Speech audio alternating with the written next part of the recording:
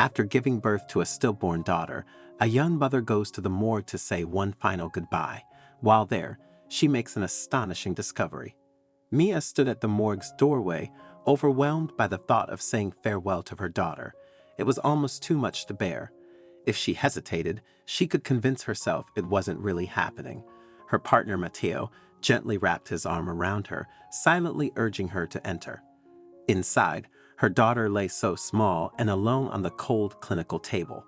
Mia had imagined her baby surrounded by love and joy, not left in such a stark, unfeeling space.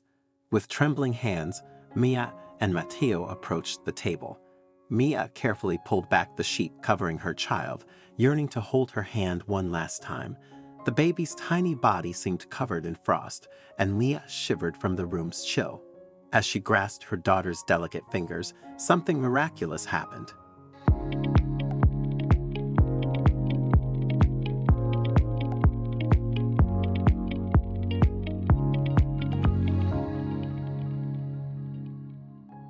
When Mia first fell pregnant with her fifth child, she and her partner Mateo were delighted. The couple soon learned that they would be having a little girl.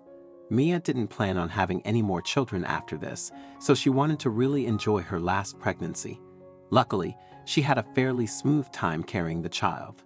She was grateful to have the opportunity to bring another life into the world. The couple spent most of the pregnancy thinking of names for their daughter, decorating the nursery, and making sure their other children felt included in the pregnancy journey.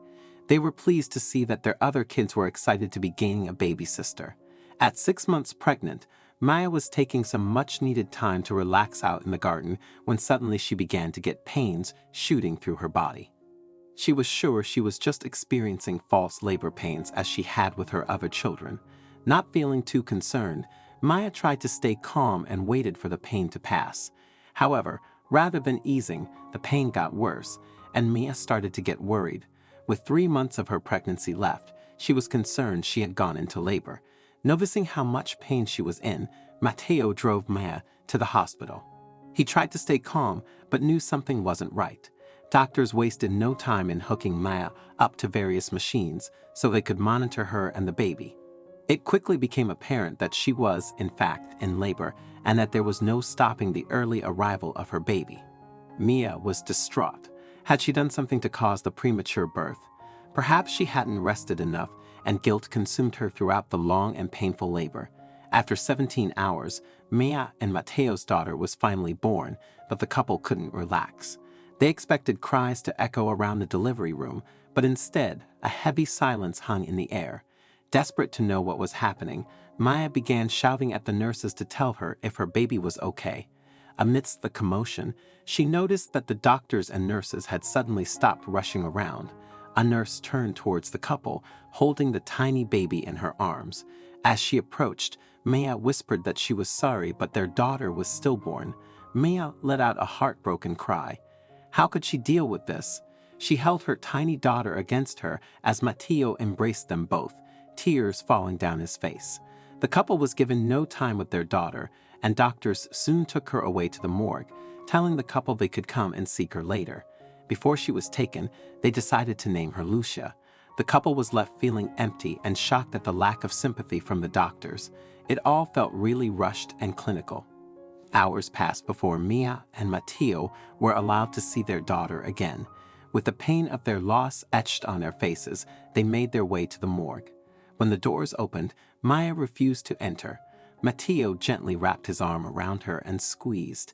He was struggling with the loss of his daughter too, but wanted to stay strong for his wife.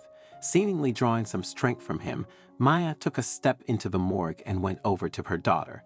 She reached out for the cover with a shaking hand and gently pulled it back, wishing to hold her daughter's hand for one last time. The little girl looked like she was sleeping, but was also covered in what looked like frost. Mia shivered at the thought. Mateo gently stroked his daughter's head as Maya took hold of her tiny fingers. Just then, something unbelievable happened. Lucia moved. Maya thought that in her grief-stricken state she had imagined it, but when it happened the second time, Mateo also noticed. When their daughter began making small whimpering sounds, the doctor who had accompanied them to the morgue rushed over. Lucia had come back from the dead. Mia picked up her daughter and held her close while Mateo praised God for the miracle. The couple was rushed back to the ward so Lucia could be checked over. Nothing seemed to matter to the couple now, though. Hours ago, they were told their daughter had died, and now she was alive. The unbelievable had happened. Almost instantly, the couple knew they wanted to change their daughter's name. They decided Los Milagros, which means miracle light, was a much better fit now that their daughter was a living miracle. Little Luz was kept in the hospital for the next few weeks where she could be monitored, but she seemed to be doing well. The doctors who had been present at the birth insisted that the little girl had no vital signs when she was born. The only explanation the doctors had was that the colder temperatures in the morgue had somehow altered Luz's metabolism and helped her survive. This oversight was too big to ignore, and the original medical team was suspended while new doctors were put in charge of the miracle baby's care. Luz initially seemed to be doing well, but doctors worried about the fact that she had been born with no vital signs. The little girl also didn't seem as responsive as she should be, and more tests were carried out to try and get some answers. Doctors discovered that Luz had microcephaly, a condition that she would need stem cell treatment for if she had any hope of surviving. The news crushed the couple, but they knew they needed to stay strong to help their daughter. The stem cell treatment would have to take place in China, so the couple set about fundraising for little Luz. It wasn't as straightforward as they'd hoped, though, and baby Luz suffered from a high number of health complications and developmental issues that stretched beyond the original diagnosis. Despite the setbacks, the couple continued to fundraise, hopeful that the stem cell treatment would help. They never took for granted the kindness of strangers who were willing to help them. Their 4 other children also showed a fighting spirit as they took care of their little sister without any complaints. Just as Mateo began to hope things might finally improve, tragedy struck once more. The couple was preparing to take Luz to the hospital for a routine checkup when she suffered a cardiac arrest. Despite the doctors' and nurses' best efforts, Luz remained in critical condition. The family was suddenly confronted with the terrifying possibility of losing their daughter again. The past 2 years had been a roller coaster. First, the heartbreak of believing their daughter was stillborn, then the miraculous moment she came back to life. Now they prayed for one more miracle to keep her alive.